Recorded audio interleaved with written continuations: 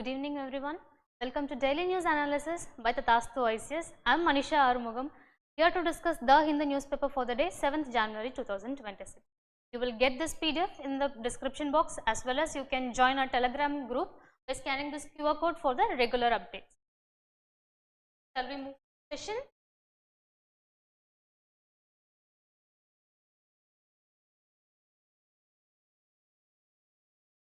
Here the first news for us is Indore diarrhea deaths. This is one separate news, and also India's first public health system. So I have compiled two different news for you today based on the health care in the India. Okay. This will be important for you in the GS1 paper for your society, as public health comes for the welfare and the people. So it comes under GS1 society part. Okay. Moving on. The right to disconnect in an always on economy. So Shashi Tharoor, he have proposed a bill in the parliament for a private member bill. I'll explain you what is private member bill also. Okay, based upon the digitally available for digitally being available in the corporates and every other job faculties. Okay, so we will see what it is, and this is important for your two different papers. One is again GS1, because this is also affecting somewhere or the other the public health. Okay, and so it is important in your society paper, and another one is GS2, your polity and governance. Okay, next, rethinking India's skilling outcomes. So again it is important for your GS2 paper. Okay, as it is discussing about the India's current schemes about the skilling and everything. Okay, future. I'll tell you. I'll change the pen color as well. I think red will work, right? Okay. So what are the biomaterials and how do they work? So this is basically biomaterials and alternatives for certain products based on petroleum or based on the plastics. Okay, it is an alternatives for that. We will see how it is environmentally important and what are all the inventions that has been done.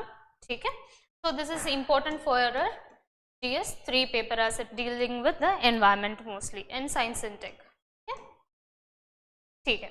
Next, India's first bio-happy district. India's first bio-happy district have been proposed. Okay, it is Arunachal Pradesh. We will see what is bio-happy district, and apart from that we will see why, what is the exact bio-happy is. Okay, all those terms we will be discussing. Okay, next, grasslands also belong in national climate plans. Recently, 2-3 days before also we have seen in the newspaper the savannas of the Maharashtra. Savannas have the less recognitions. Mostly we are turning into the forest. So we will see the things based on this. Okay, grasslands, why it is important for us, and what is the exact role of grasslands in our biome. Okay, so again it is important for your GS3 paper. Okay, clear till now? Shall we move for the next? Yes, due to some things we have changed the time for today. Okay. Let's go for the first news. Okay, you might thinking why these two articles have been given in one particular place. See, if you see Indore diarrhea deaths, it is not at all important for us because it is just a news, it's a political news. Okay, but why we are discussing here, it is basically interconnected with the public health. So public health generally comes with your state responsibilities. Okay, first we will understand what is happening in Indore. We have already discussed, but just a brushing up. Okay, in Indore, due to the contamination of water, the people who have drank that water, there were casualties and many people have been admitted. Okay, so that was the main issue.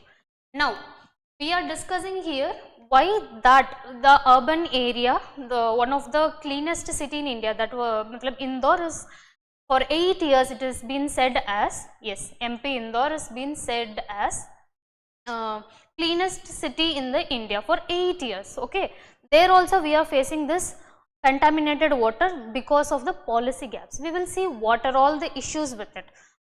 If you see the overall article, it is not relevant to UPSC, but the hidden point of this news is completely relevant to your UPSC and it is very important. Okay. So, as we see, it basically of healthcare, it comes under the state responsibility. The Supreme Court have immediately told the state to take care of providing safe and clean water as an immediate response for this tragedy. Okay. And apart from that, there should be a surveillance from now on, there should be a long term solution also for this. So, that is why we are discussing it here. Okay. The HC have been intervened with the rule of Article 226. So, Article 226 says that HC can intervene in the state, they can give the suggestions and everything. Okay. Clear till now? Okay. Now, you will be thinking why it is continued with this privatization and policy gaps threaten India's public health system. As we have discussed, this is a public health related article, right? So, if we see this, there is a combination between these two, that is because of more privatization. See, the policy gaps comes with like there is no proper surveillance for this. Okay. There is no proper surveillance and there is no maintaining the things, because the fund is very less for these sections like wo sanitization ke liye or for the public health, the funding is little less. Okay. States are spending the fund very less in that case. Okay. So, the public health infrastructure is being more into the privatization. So, because of that, what is happening, the privatization is driving the hospitals and the healthcare into more focused into the profit. Like जैसे वो ASHA workers are facing, okay, ASHA workers are facing their work, मतलब work culture में बहुत ज़्यादा problems they are facing. Okay. This is also a policy gap related to the public health, and more of privatization is creating a chaos in your public health system. Government hospitals having a very bad conditions right now. Okay, more people are going towards the private sectors.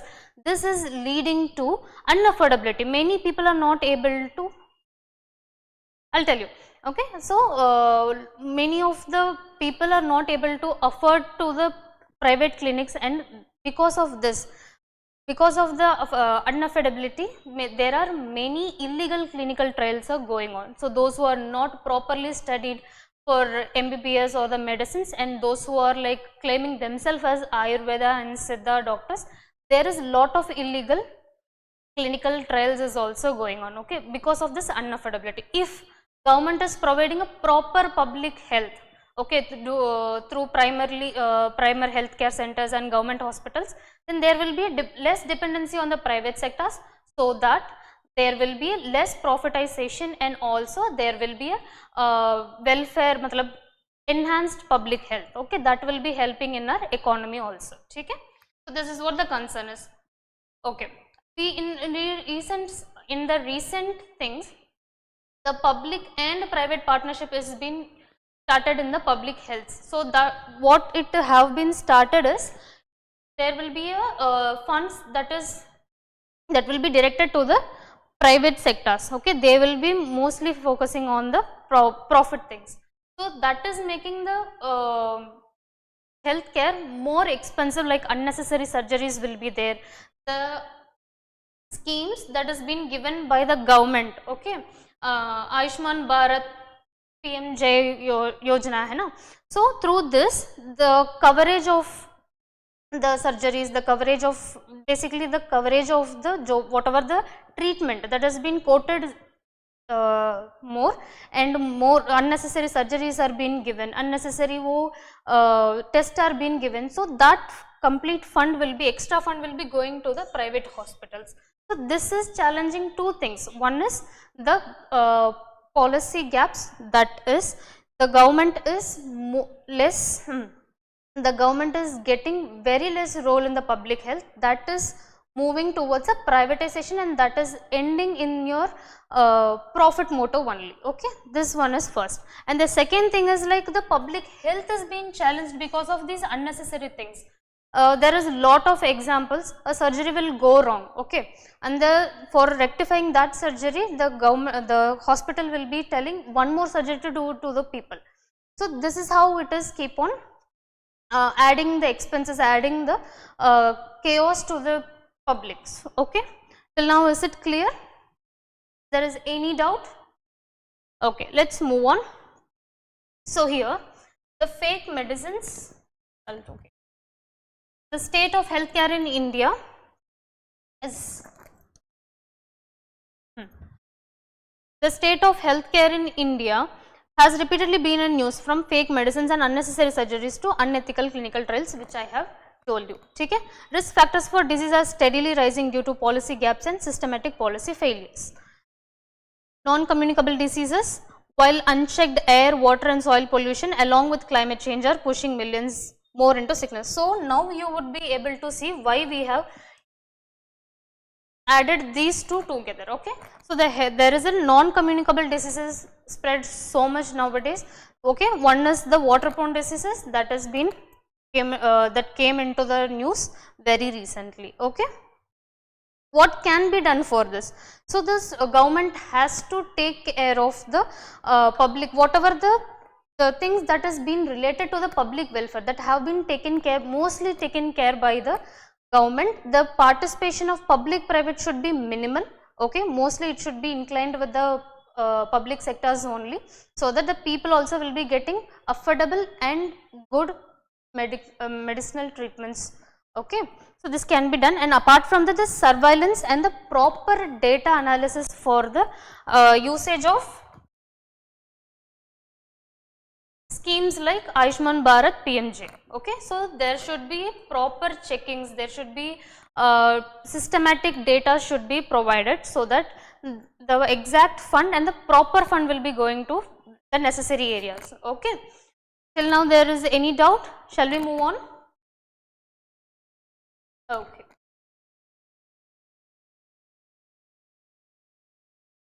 Let's quickly solve a question. Okay. India's public sector healthcare system largely focuses on curative care with limited preventive, promotive and rehabilitative care. Second statement is, under India's decentralized approach to healthcare delivery, the states are primarily responsible for organizing health services. So, tell me the answer so quickly.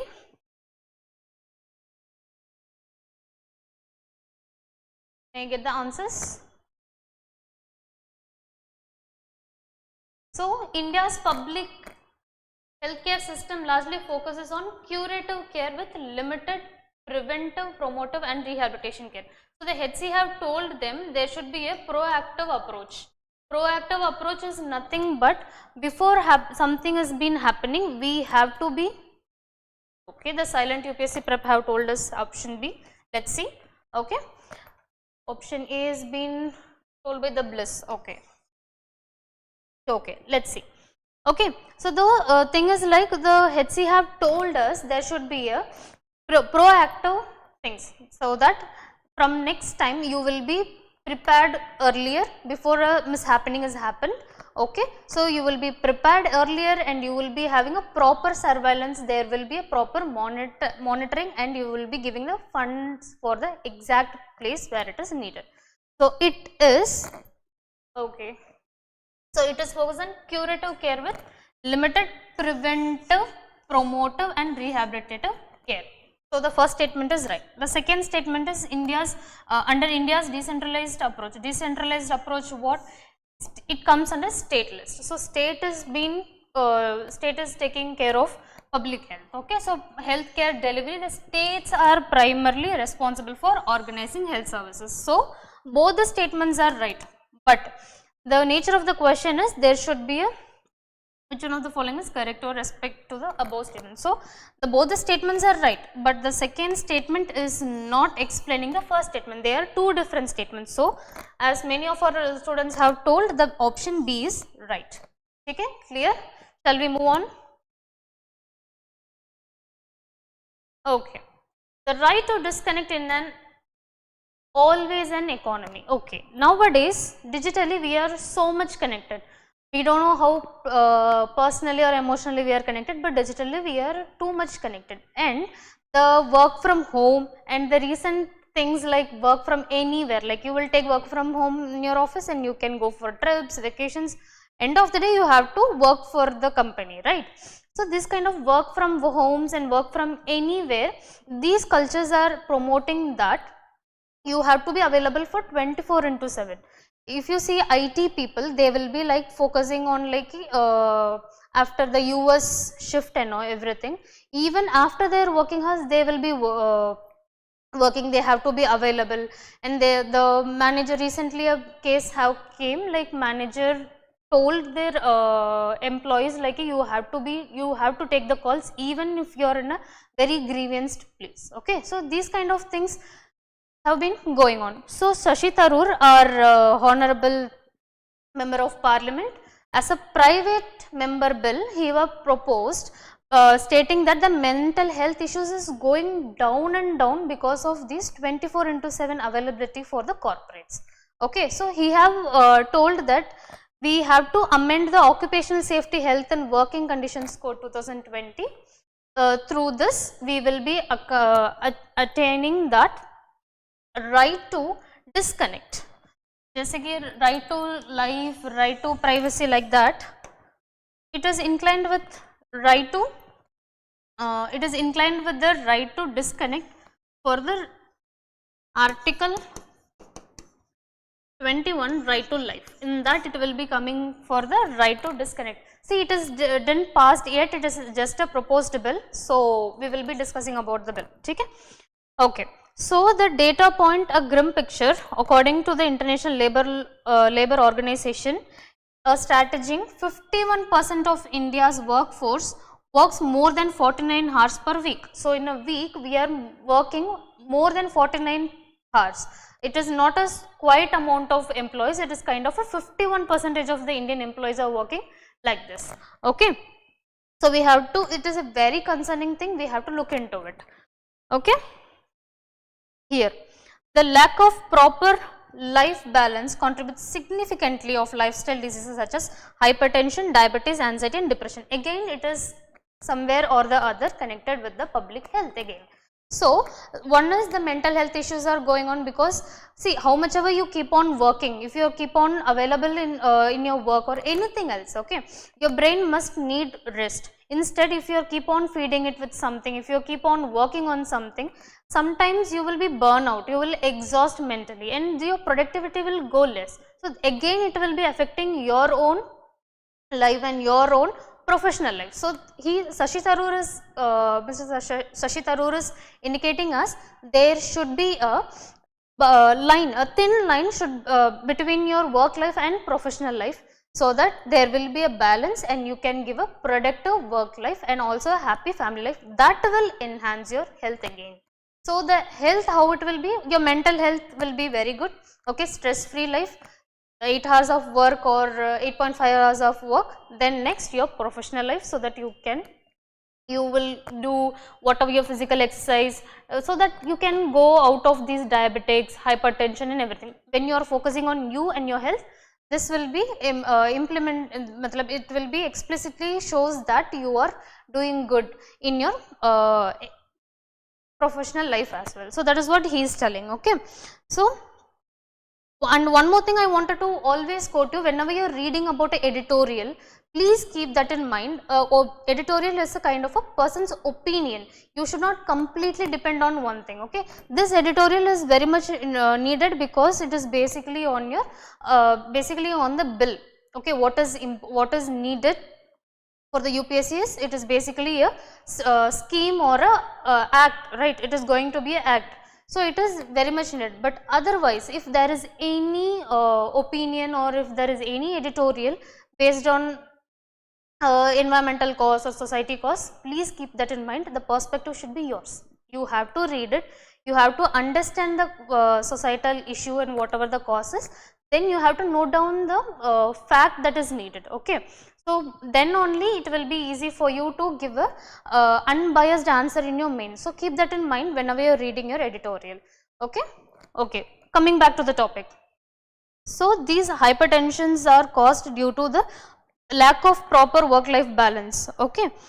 And the tragic death of Anna Sebastian Periel, the young youth employee who literally died of overwork in 2024. So all these stress are pushing towards ending the life, quitting the life. Sometimes you would see like 25 years old, 21 years old are getting heart attacks. So because of these unbalanced work life. Okay. So the National Mental Health Survey have also told there will be 10 to 12% of the mental health crises are happening because of this unbalanced work life. Okay. Okay. Now, the working conditions code we will be implementing by amending the Occupational Safety Health and Working Conditions Code 2020 sets a maximum limit on working hours for traditional workers, but critically it often fails to extend the same protection to all employees. Problem is, in the recent labor codes and everything, we have mentioned the specific time, but that is only for the traditional people, but traditional workers, but it is not extended towards the private sectors.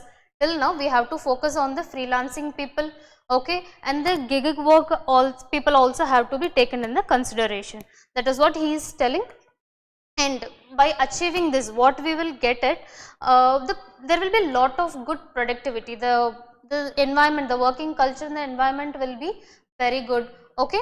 So there will be actual productivity in the economy also, in the work life also. Legislation alone is insufficient because workforce culture and organizational practices must also change. Employees downtime. Exactly. The same statement, the essence of your statement have been told by Shashi Tharoor also. It is not about only the legislation, it is about the organizational practices as well. Okay. So the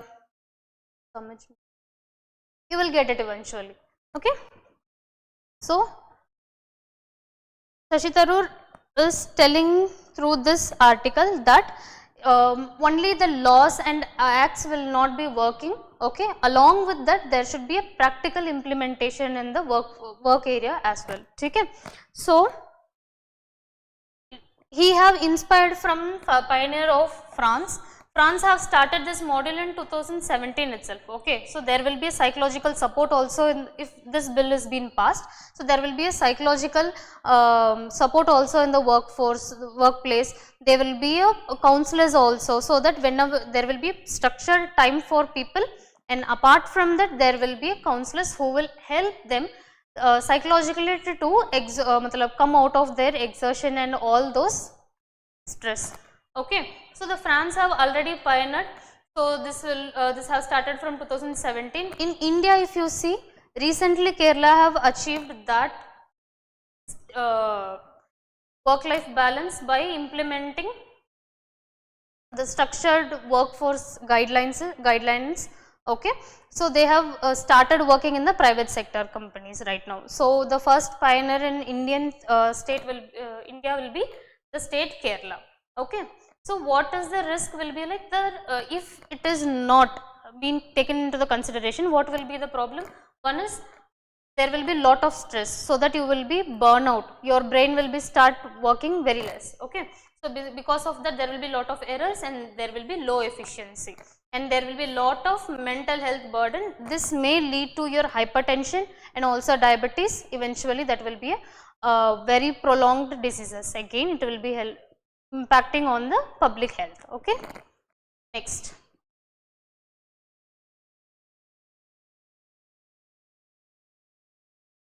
Rethinking India's skilling outcomes. Okay. So the issue here is, this is also an article again, zoom the newspaper. You can take this from the description box also, it have been uploaded there, you can take that.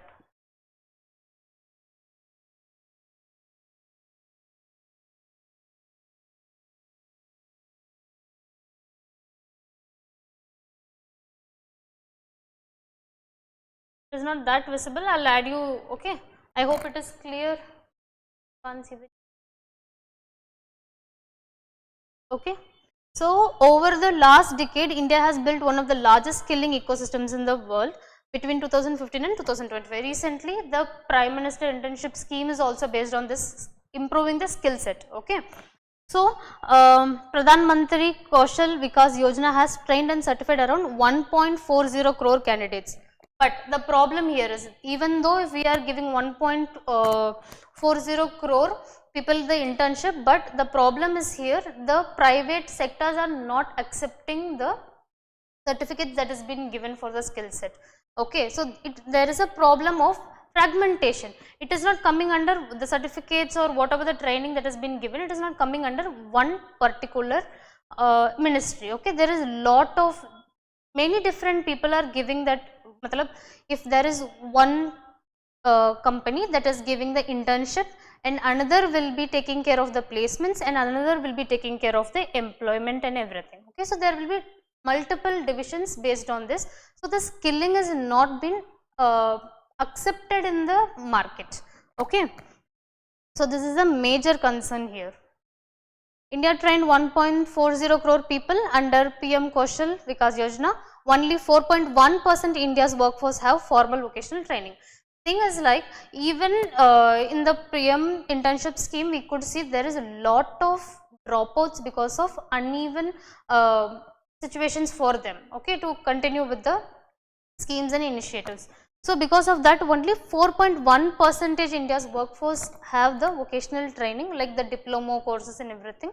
Apart from that, whatever the skill schemes, skill intensive schemes, skill enhancing schemes are being proposed, there are a lot of people not getting used to it, and even though if people are using those schemes, get benefited by those schemes, they are not meeting the practical realities of the market. Okay? Industries does not trust or use skilling certificates, as I have told you. There is a lack of accountability because there is n number of people have been involved in this. Okay, so there will be one entity assessment by another, certification by SEs. Today the responsibility is fragmented. Training is delivered by one entity. So one will be giving the training and other will be, okay, responsibility is fragmented.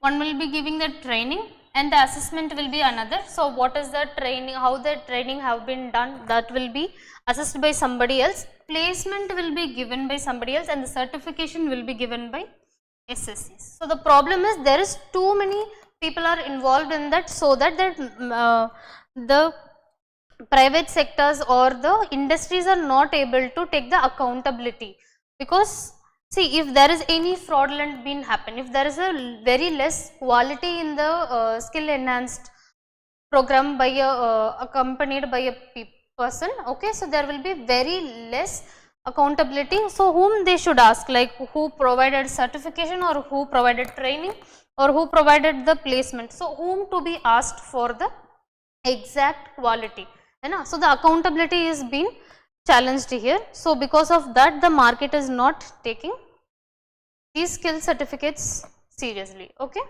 so what other thing is, like the author is telling that there should be a getting skills in degree expanding industrial. Good. So that is what they have also told you. So if you are inculcating this skill enhancement programs and skill enhancing initiatives with the formal education, like during the schools, colleges and the diploma courses, if you add all those vocational training in your formal education, that will be more better, because there will be accountability. There is a one streamlined process, so that the training will be provided, certificate will be provided from the same entity, and also the certificate, apart from that the placement also will be very clear. Then there will be quality workforce as well. Okay, this exact skill set will be very quality, that can be used in our market, so that we do not want to depend on any other workforce, or we do not want to depend upon any other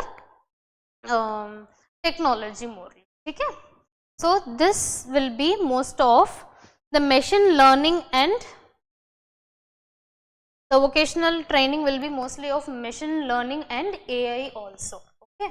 So, in crux the India skill set initiatives are more, but there is very less quantity of people have been benefited.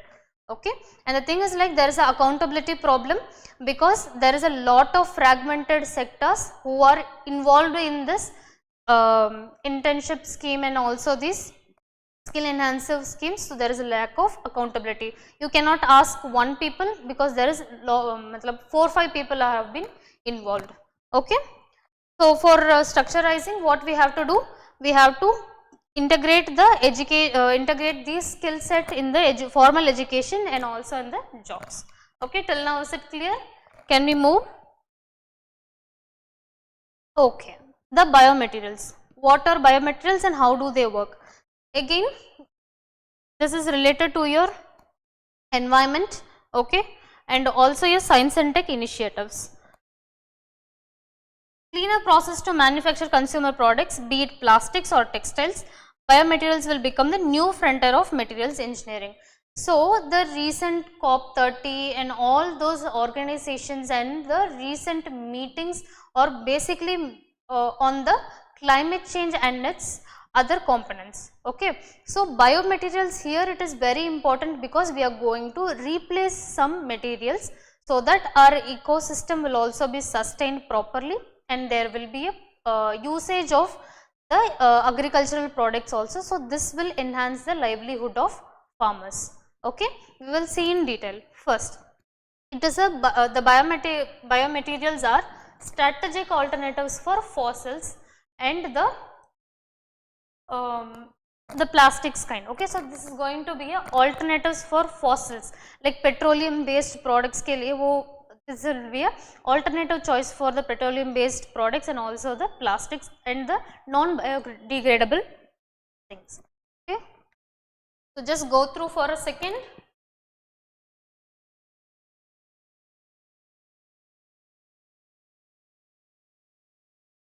Okay. So, they have given a meaning or a definition for this.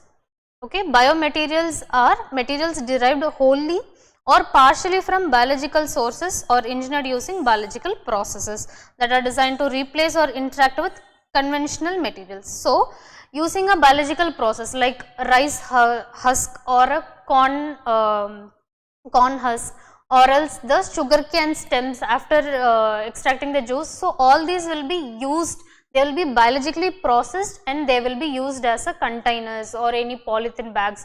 Even the wheat, the extraction from wheat can be used as a plastic. So, all these are biologically processed materials will be considering as a biomaterials. Okay. Then these will be used in wherever areas like textile, packaging, construction and healthcare. So, in healthcare you can see the many of the medicines comes under comes with either tin or aluminum cover, or else there will be a plastic cover. So, we can overcome all those plastic covers with this biomaterials. Okay. So, there are three types, one is drop in, drop out and novel. So, what is drop in? Yes, right, you are okay. So, the drop in, drop out and novel, these are the three types of biomaterials. So, drop in is like BioPEP bottles. So, if you are this will be alternative for the fossils. Basically, there will be a slight differences, there will be lot of similarities between fossil based products and also this biomaterials, but there will be little difference in the combinations. Okay. So, that is drop in. Drop out will be, there will be a huge difference between, there will be a very huge difference between the conventional materials. Okay. Like the polyatic acid, that is, I will show. Okay, the polyatic acid, like that we will be, it is actually polyatic acid actually a biomaterial, okay, that has been processed biologically, so that the instead of plastics we can use all those things. Okay, so basically biomaterials are alternatives for non-degradable products. Okay, keep that in mind, that is the major thing. So the three types is drop in, drop out and novel. There will be difference between, there will be lot of similarities, that is drop in, there will be huge differences, that is drop out you can say, and also novel. And another thing, that is like kind of there will be similarities, but there will be alternative completely. Okay, till now if there is any doubt, we will be reading out this as well.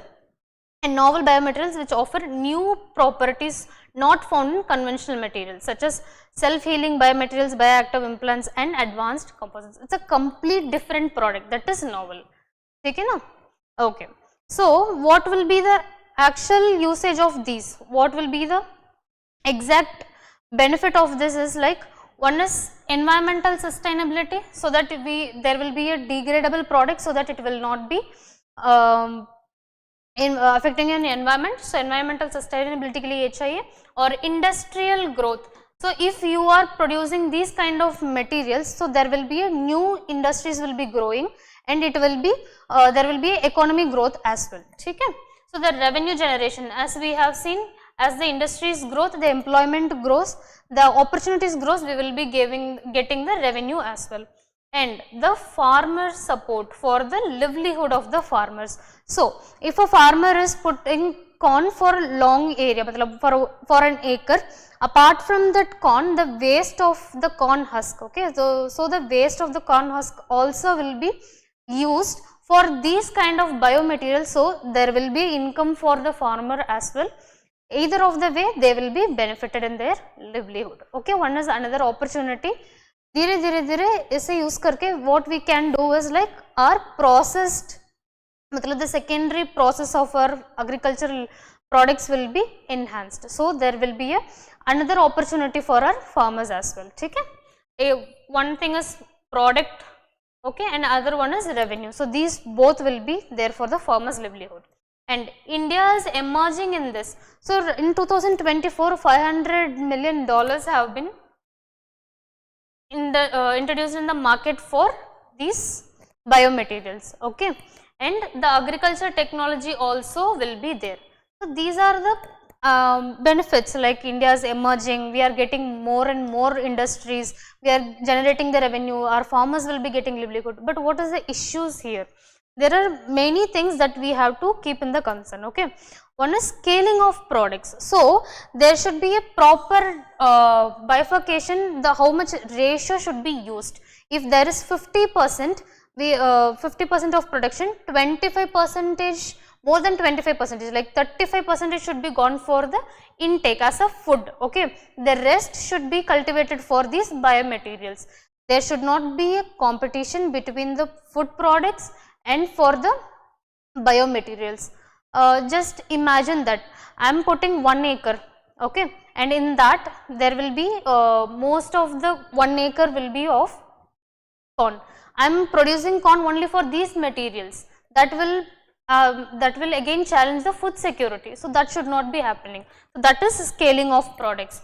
Okay, so the scaling of products is there should be a bifurcation between what is actually needed, why we are producing those materials, and based on that, like 50% is for product consumption and the rest will be for the biomaterials. There should be that. Okay, okay. And water stress, there will be lot of, for these processing things we need lot of water, so that will be affecting our water stress, and also soil deterioration. So if we are only cultivating certain kind of crops or any other agricultural patterns, okay, so if that continuation of production for biomaterials only, this may affect our soil deterioration, because one particular crop over and over and over, and also with the fertilizers, that will affect our soil. Okay, okay. Then infrastructure and waste management. The problem is we have to invest more on the infrastructure. So for biomaterials we need a huge industries for the processes, and also the waste management, which is a big concern again. The water that has been used for this changes, that have to be discarded properly, and also the rest of the residues of these things have to be managed properly, so that that will not be dumped in one certain place. The fragmented policy. So, if you see this biomaterials, there is 3 different industries that is being involved in this. One is agri. So, the agriculture ministry has to accompany, or they have to accept all these terms and conditions. They have to write the guidelines based on that. And one more thing is environment. As we have see, the waste management will be there, and the water stress will be there. So, all these are concerned under environment, and also the industrial. So, the industrial infrastructure have to be there. So, we have to keep that in mind, so that these 3 will be working together, will give an enhanced biomaterials industry for India. Okay, so this is how you have to prepare, like what is the meaning of it, okay, what is the data from it, what are the types, what is actually needed in India right now, the need of the hour, then what are the concerns that has to be focused. Okay, is it clear till now? Shall we move? Okay. So, this is a very short and a very quick article today. Okay.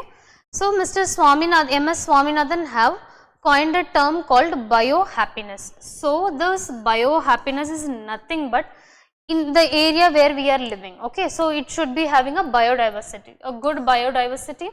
Okay. There should be health and nutrition for the people, and also a good livelihood, and there will be a harmony between this nature and people. This article is saying only about this biohappiness alone. Okay, Arunachal Pradesh have become the first, India's first biohappy district. So, okay, so sorry, 𝐾𝐲 is the first biohappy district. Okay, nothing is more than that. So, you just have to keep that in mind. What comes under this biohappy? Biohappy is, there should be, the checklist will be, biodiversity should be there, the health of the people should be enhanced, so that the environment and the ecosystem based should be industrial free, or else a proper industrialized area it should be. Okay, so that will be implementing your good health and the nutrition. Apart from that, happy livelihood will be there. The most important thing, harmony should be there in between nature and people. It should be. Okay. So, nothing more than that, we will move on. Okay. So, the final topic for the day. Recently also we have seen the savannas. Okay, India's savannas are always considered as forest. We have the typical thought of converting them into forest, but there is a lot of nooks and corners that we have to address, and generally the grasslands are a very important biome for us. Okay, we will see. So, the United Nations has declared 2026 to be the International Year for Rangelands and Pastoralists. Pastoralist, you know, like who grazing the cattle and the goats. Okay, so they will be called as pastoralists. So, 2026 have been termed as this year. Okay.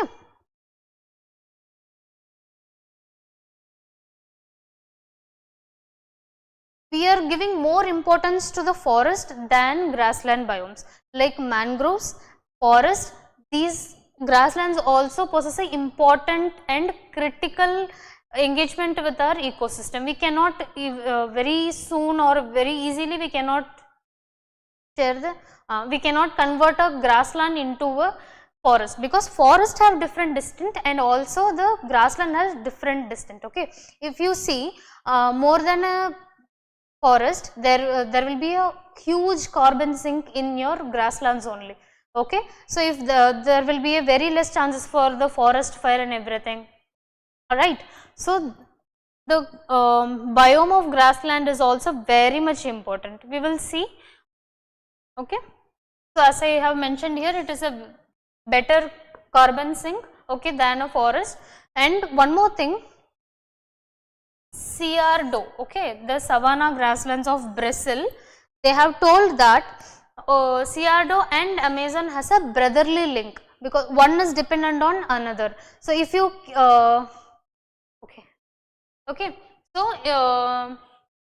the Cerrado is having a brotherly relationship with Amazon, one is dependent on the other, and we cannot be we cannot ignore the grasslands, so that the Amazon also will be lively. Okay, okay, the territorial rights we have to give into the grasslands. One of the major issue with the recent days is converting the grasslands into forest is the local people who are being a pastoralist.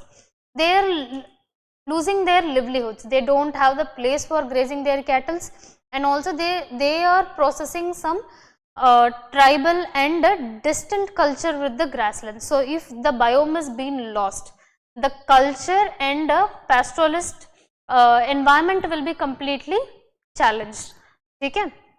Okay, the issues with converting this is the most threatened biome. Grasslands are called as the most threatened biome by agriculture, because agriculture is mostly not done because we are turning it into the forest, and others are invasive species. Like in Australia, buffalo grass has been introduced. Because of this invasive species, the actual species of the grasslands are being challenged. They are not getting the enough water. So, this is a threat to that grasslands. Okay.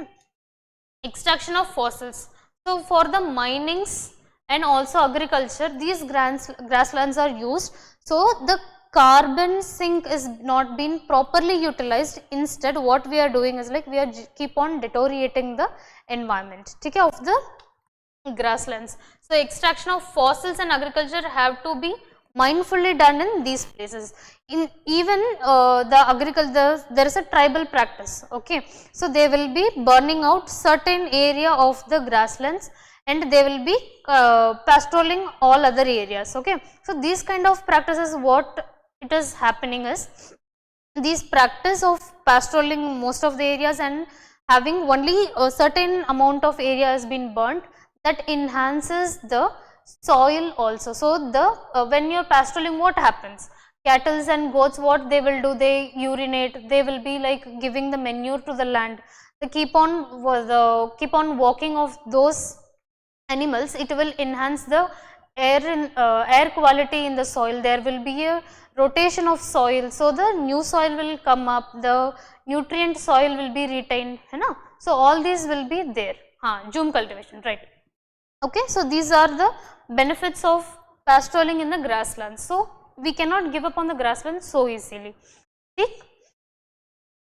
There will be no this controlled fire and grazing. This is the treatment. Okay, so that is the tribal practices that has been going with it. So, now it has been suppressed. So, what we have to do whenever we want to do something new, okay, if we are retrieving something or we are bringing back something, always we have to keep the traditional practices also in the mind. If you are bringing back something, you should always refer to the traditional ways that have been already done.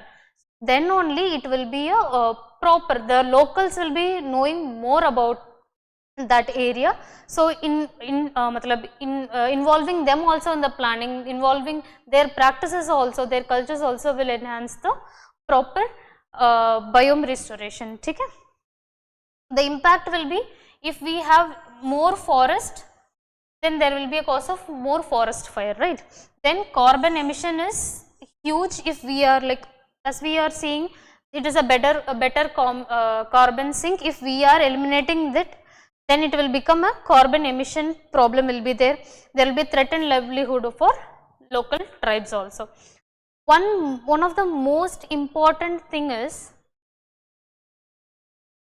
very less consideration and recognition for grassland biomes. Even UNFCCC is considered about the carbon emission. So, they are mostly looking after the forest. Okay.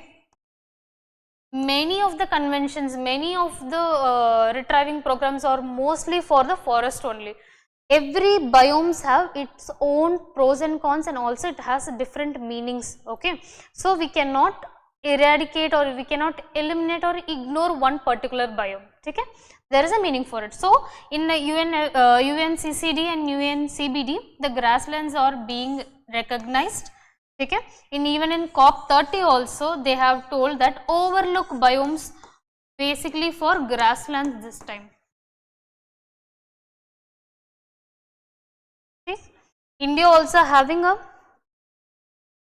18 ministries related to this grassland biomes. Okay, so it is not 1, 2 or 3, it is 18. There there is a problem. Okay, so whatever the mining is going on, there is a different mining sectors. Okay, agriculture ministry is there, and also other mineral extraction ministry is also there. So what we have to do is like the working of all these environment, rural, minings, and if all these ministries working together will help in restoring the grasslands. As far as mangroves are important, the same way the grasslands is also important. In a study it have been told that how Amazon cannot live without cerrado grassland. So understanding that the grassland is also important biome, we have to restore it. Okay, I hope it is clear, and these are the important articles for the day. If there is any queries, please let us know in the comment section, and thank you so much. I would like to end this session with one more Tirukural, that is Sidai vidithu volgar uravor Udayamber pattupam undrum kaliru. The thing is, if there is in the battlefield, the huge elephant or with all its body is shredded with the arrows and it is completely bleeding, okay, so even if it is winning or not, it will never, it is not a matter. The thing is like it have participated, it have gone through all those things, that will take its pride. Okay, so don't give up. Even if you are falling, keep working on it. All these things will be helpful in your future. Okay, thank you so much. It's a good session with you all.